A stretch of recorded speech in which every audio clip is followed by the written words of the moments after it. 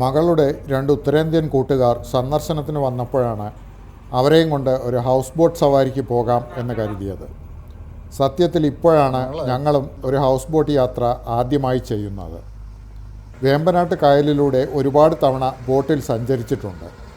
കൊച്ചിയിലും ആലപ്പുഴയിലും കോട്ടയം കുമരകം ഭാഗത്തും ഒക്കെ. പക്ഷെ അതൊന്നും ഹൗസ് ബോട്ടിലായിരുന്നില്ല. വളരെ ചെറുപ്പത്തിലൊരിക്കൽ അമ്മയോടൊപ്പം എറണാകുളത്ത് നിന്നും ബോട്ടിൽ കയറി വല്ലാർപാടം പള്ളിയിൽ പോയതിൻ്റെ ചെറിയ ഓർമ്മയുണ്ട്. അതായിരിക്കും വേമ്പനാട്ട് കായലിലൂടെയുള്ള ആദ്യ യാത്ര എന്ന് തോന്നുന്നു. കോളേജിൽ പഠിക്കുമ്പോൾ ഒരിക്കൽ കൂട്ടുകാരുമൊത്ത് മുഹമ്മയിൽ നിന്നും ലൈൻ ബോട്ടിൽ കയറി കുമരകം പക്ഷി സങ്കേതം കാണാൻ പോയത് ഓർക്കുന്നു. വളരെ കാൽപ്പനികമായ ഒരു യാത്രയായിരുന്നു അത്. അതോർക്കുമ്പോൾ ഇപ്പോഴും ഗൃഹാതുരമായ സന്തോഷം തോന്നും. അന്ന് ഒപ്പമുണ്ടായിരുന്ന കൂട്ടുകാരെല്ലാവരും ഇപ്പോൾ ലോകത്തിൻ്റെ പല ഭാഗങ്ങളിലാണ്.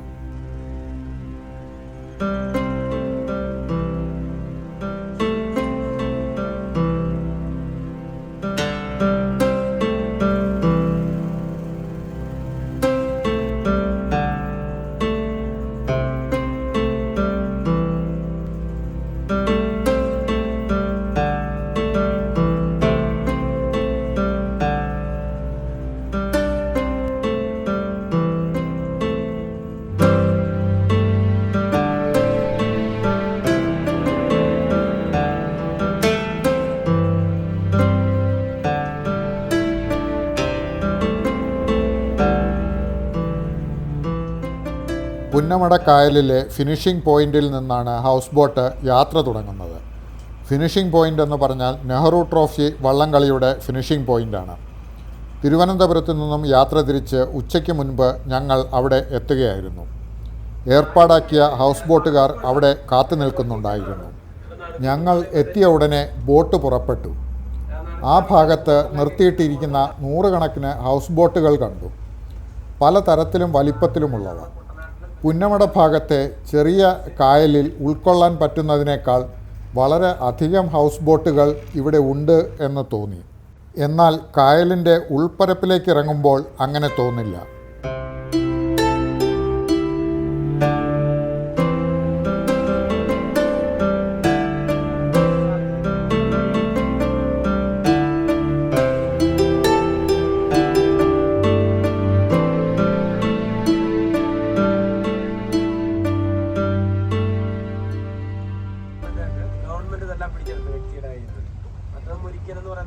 ഇതൊരു ട്രസ്റ്റ് പോലെ ആക്കിയിട്ടിരിക്കുകയാണ്. ഇന്ന സമയത്ത് നമ്മൾ വെള്ളം കയറണം, ഇന്ന സമയത്ത് വിതയ്ക്കണം എന്നൊക്കെ പറയുന്ന ആ ടൈം അനുസരിച്ച്. കുറച്ചുകൂടി ചെല്ലുമ്പോൾ കായലിൻ്റെ കരയിലെ നെൽപ്പാടങ്ങളിൽ നെല്ല് സംഭരിക്കുന്ന തൊഴിലാളികളുടെ സംഘങ്ങളെ കണ്ടു. കുട്ടനാടൻ ഭാഗമാണല്ലോ കേരളത്തിൽ ഏറ്റവും കൂടുതൽ നെല്ലുൽപാദനം നടക്കുന്ന പ്രദേശങ്ങളിലൊന്ന്. ഞങ്ങൾ പറഞ്ഞ സമയത്തിൽ നിന്നും അല്പം താമസിച്ചാണ് യാത്ര തുടങ്ങിയത്. തിരുവനന്തപുരത്ത് നിന്നും എത്താൻ വൈകിയതുകൊണ്ടാണ് അങ്ങനെ സംഭവിച്ചത്. ബോട്ട് വിട്ട് അധികം കഴിയുന്നതിന് മുൻപ് ഉച്ചഭക്ഷണത്തിന് നേരമായി. ഞാൻ കരുതിയിരുന്നത് കായലിന് നടുവിൽ വച്ചായിരിക്കും ഭക്ഷണമെന്നാണ്. എന്നാൽ കഴിക്കാൻ സമയമായപ്പോൾ ബോട്ട് ഒരു കരയോട് ചേർത്ത് നങ്കൂരമിടുകയാണ് ഉണ്ടായത്. അതിനുശേഷമാണ് ജീവനക്കാർ ഭക്ഷണം വിളമ്പിയത്. നമ്മുടെ ചോറും മീൻകറിയും മീൻ പൊരിച്ചതും ചിക്കനും ഒക്കെയായുള്ള ഊണായിരുന്നു ഉച്ചഭക്ഷണം.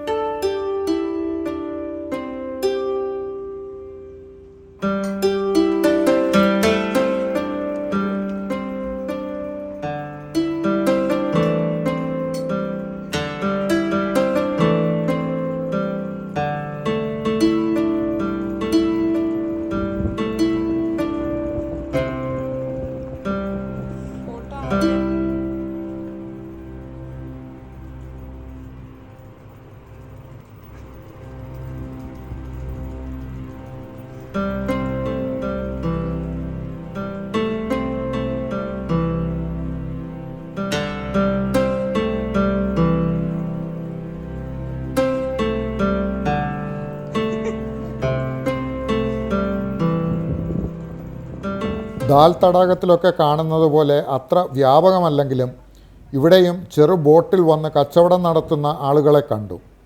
ഞങ്ങളും അയാളിൽ നിന്ന് ഓരോ ഐസ്ക്രീം വാങ്ങിച്ച് ഡെസേർട്ട് കുശാലാക്കി.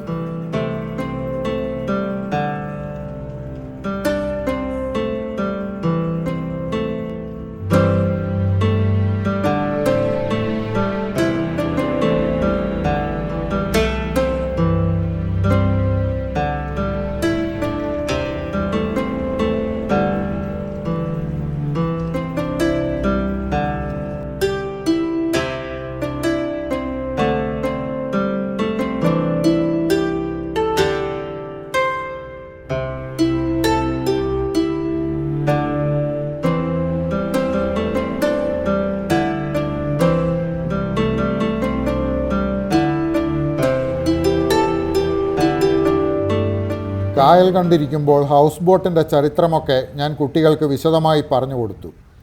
ഒരു കാലത്ത് കെട്ടുവള്ളം കേരളത്തിലെ ചരക്കു നീക്കത്തിൻ്റെ പ്രധാനപ്പെട്ട മാർഗമായിരുന്നു എന്നതൊക്കെ. പിന്നീട് കരയിലൂടെയുള്ള യാത്രാമാർഗം വ്യാപകമായപ്പോൾ കേരളത്തിലെ ഉൾനാടൻ ജലവഴികൾ ഏറെക്കുറെ അപ്രസക്തമാവുകയും കെട്ടുവള്ളം അപ്രത്യക്ഷമാവുകയും ചെയ്തു. പതിറ്റാണ്ടുകൾക്ക് ശേഷം വിനോദസഞ്ചാരത്തോടൊപ്പം കെട്ടുവള്ളവും രൂപമാറ്റത്തോടെ ഹൗസ് ബോട്ട് എന്ന പേരിൽ തിരിച്ചു വന്ന കഥയും പറഞ്ഞു. അവർ, പ്രത്യേകിച്ച് മകളുടെ കൂട്ടുകാർ, ലേശം ആശ്ചര്യത്തോടെയും ആദരത്തോടെയുമാണ് ഞാൻ വിളമ്പുന്ന ചരിത്രജ്ഞാനം കേട്ടിരുന്നത്. പക്ഷേ ഒരു കാര്യം ഞാൻ വിദഗ്ധമായി മറച്ചുവെച്ചു. അവരെപ്പോലെ ജീവിതത്തിൽ ആദ്യമായാണ് ഒരു ഹൗസ് ബോട്ടിൽ കയറുന്നത് എന്ന കാര്യം. വേമ്പനാട്ട് കായലിന് അനുബന്ധമായി ഒരുപാട് ചെറിയ ജലവഴികളുണ്ട്, കുട്ടനാടൻ പ്രദേശത്തെ ഗ്രാമീണ മേഖലയിൽ കൂടിയൊക്കെ പോകുന്നത്. കരയിലെ റോഡ് പോലെയാണ് കായൽ പ്രദേശത്തെ ഈ ചെറിയ കനാലുകളും തോടുകളും. വീടുകളുടെ മുൻഭാഗം തുറന്നിരിക്കുന്നത് ഈ ജലവഴിയിലേക്കാണ്. വീടുകളിലേക്കുള്ള പ്രധാന യാത്രാമാർഗവും ഇവ തന്നെ. പല വീടുകളിലും ചെറിയ വള്ളങ്ങളും ഉണ്ടാവും. ഞങ്ങൾ സഞ്ചരിക്കുന്ന ഹൗസ് ബോട്ട് ഈ കൈത്തോടുകളിലൂടെ പോകില്ല. അതിലെ കൂടിയൊക്കെ സഞ്ചാരികളെ കൊണ്ടുപോകാൻ ചെറു ബോട്ടുകൾ പലയിടത്തും തയ്യാറായി ഉണ്ടാവും. നമുക്ക് വേണമെങ്കിൽ അവ വാടകയ്ക്കെടുത്ത് ഈ ജലവഴികളിലൂടെ ഗ്രാമീണ കാഴ്ചകൾ കണ്ട് കറങ്ങി വരാം. പലതരം കച്ചവട രീതികൾ ഹൗസ് ബോട്ട് യാത്രയോടനുബന്ധമായി ഉണ്ട്. ആസ്വാദ്യകരവും രസകരവുമാണ് പതിവ് രീതിയിൽ നിന്ന് മാറിയുള്ള ഈ ജലയാത്ര എന്ന് സംശയമില്ല.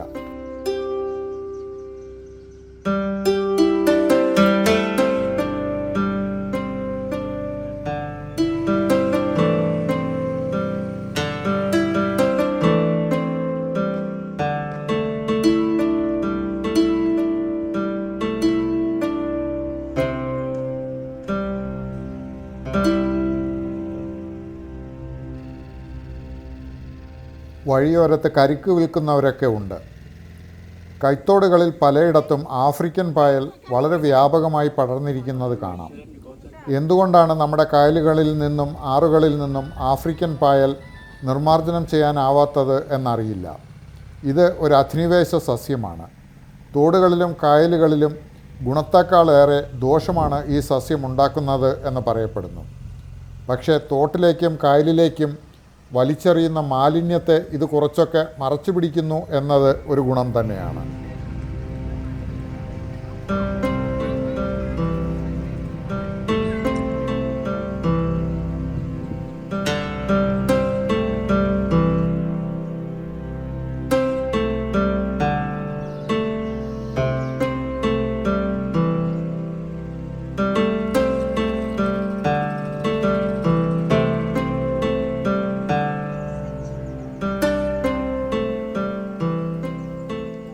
ഇങ്ങനെ പോകുമ്പോൾ കനാലിൻ്റെ ഇരുകരകളിലുമായി കാണുന്ന വീടുകൾ നിർമ്മിച്ചിരിക്കുന്നത് ഒരു വരമ്പിലാണ് എന്ന് കാണാം.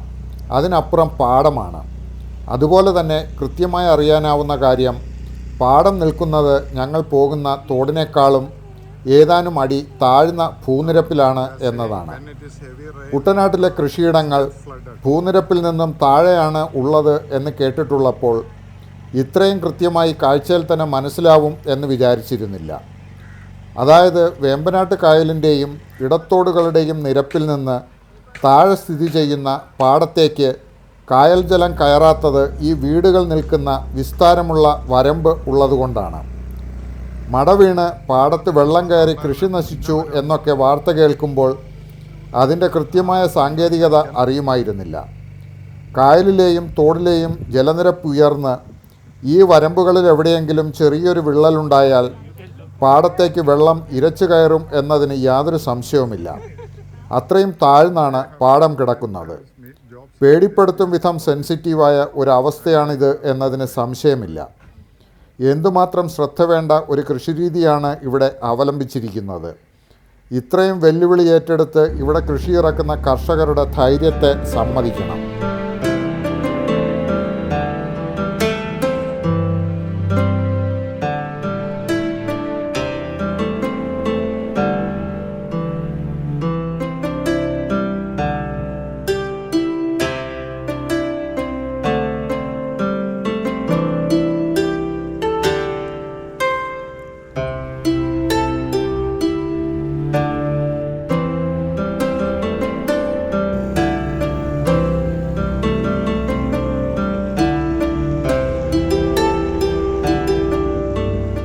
ഈ ഭാഗത്തെ മറ്റൊരു പ്രാദേശിക കച്ചവടമാണ് മത്സ്യം. ഹൗസ് ബോട്ടിൽ വരുന്നവരെ ലക്ഷ്യമിട്ടുള്ളതാണ്.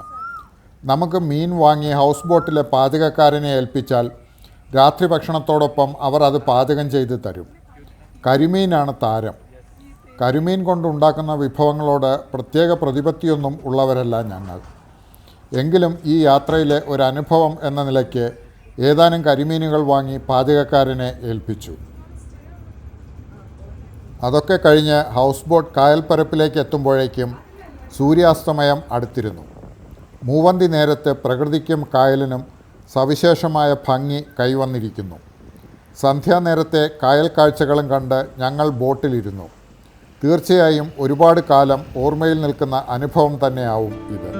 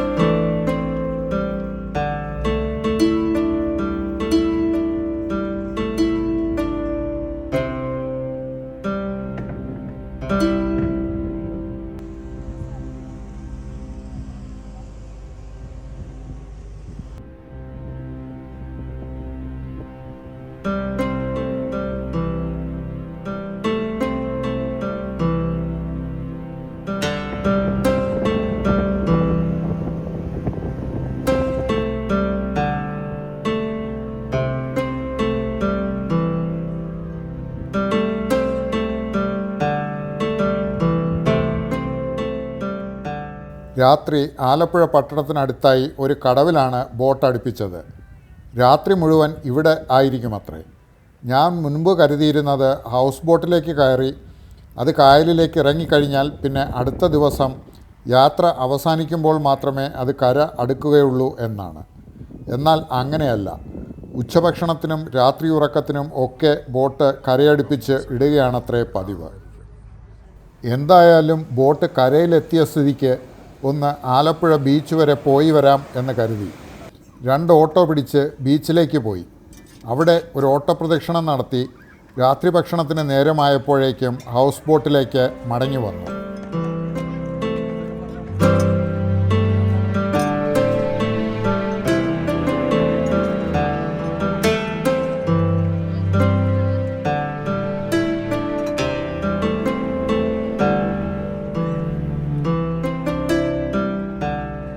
ഇന്ന് മകളുടെ പിറന്നാളാണ്. അതും കൂടി കണക്കാക്കിയാണ് ഞങ്ങൾ ഈ രാത്രി ഹൗസ് ബോട്ടിൽ ചിലവിടാം എന്ന് കരുതിയത്. ഒരു കേക്ക് മുറിച്ച് ലളിതമായി ഞങ്ങൾ അവളുടെ പിറന്നാളും ആഘോഷിച്ചു. Even before that she cut and gave also. What should I do? Do you want to come in? No, it's okay.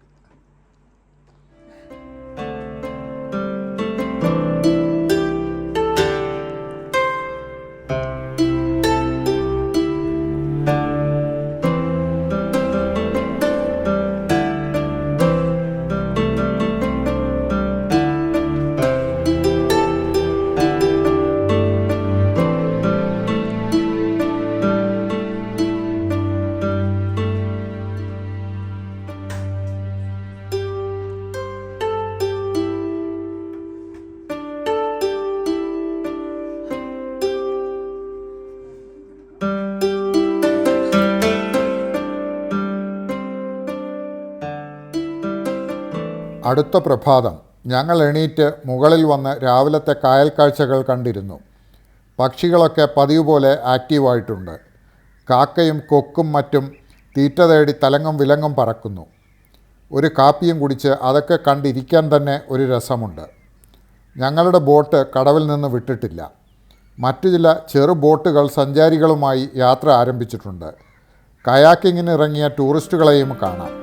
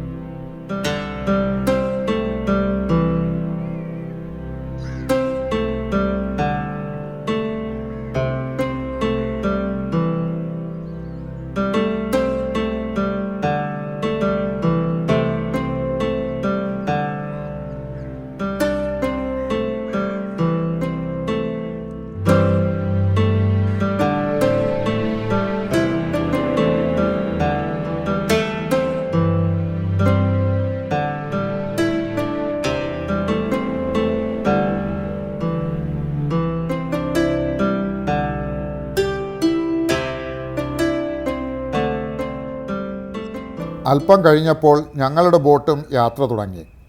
കുറച്ചു നേരം കൂടി കായലിലൂടെ സഞ്ചരിച്ച് ഇന്നലെ യാത്ര തുടങ്ങിയ സ്ഥലത്തേക്ക് തന്നെ തിരിച്ചെത്തും എന്നാണ് അറിയാനായത്.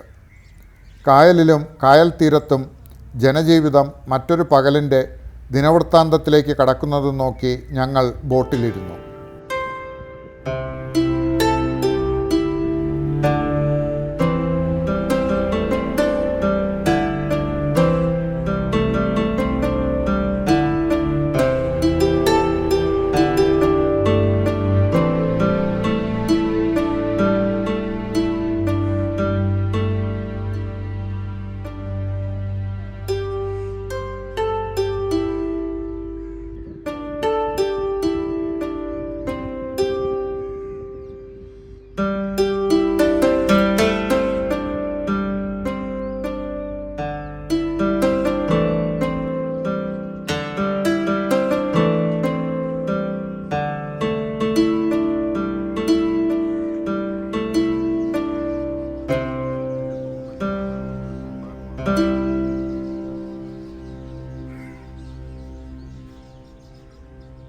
കേരളത്തിലെ ഏറ്റവും വലിയ കായലാണല്ലോ വേമ്പനാട്.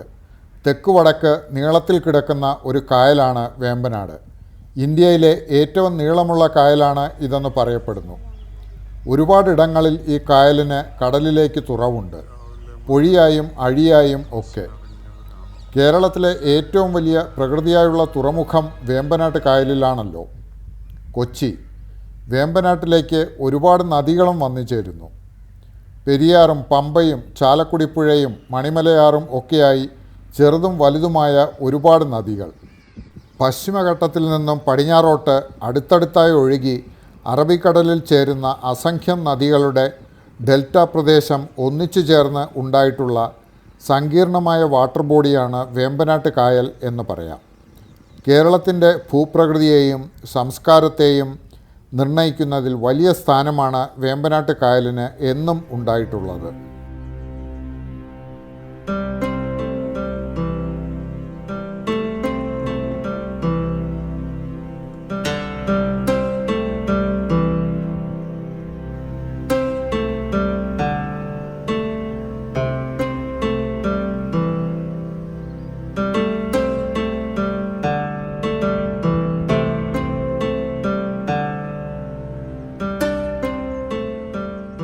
ഞങ്ങൾ ആലപ്പുഴയിലെ ബോട്ട് ജെട്ടി ലക്ഷ്യമാക്കി നീങ്ങുമ്പോൾ കായലിലെ ജീവിതം കൂടുതൽ സജീവമാകുന്നത് കാണാം.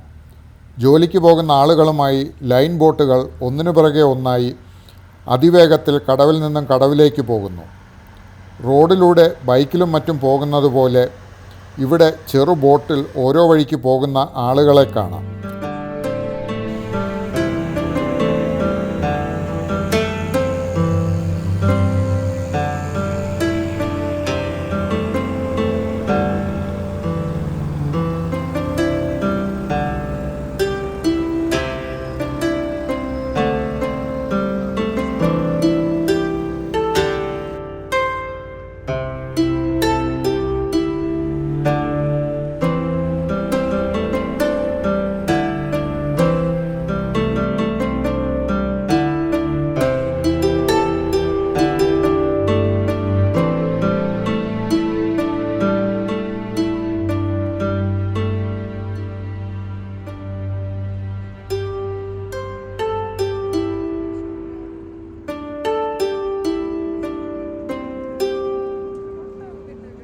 ഞങ്ങൾ ഇങ്ങനെ കാഴ്ചകളും കണ്ട് വേമ്പനാട്ട് കായലിൻ്റെ പുരാണവും പറഞ്ഞിരിക്കെ ഹൗസ് ബോട്ട് ഞങ്ങൾക്ക് ഇറങ്ങാനുള്ള കടവിലെത്തി. ഞങ്ങൾക്കും ഞങ്ങളുടെ മറ്റു തിരക്കുകളിലേക്ക് മടങ്ങേണ്ടതുണ്ട്.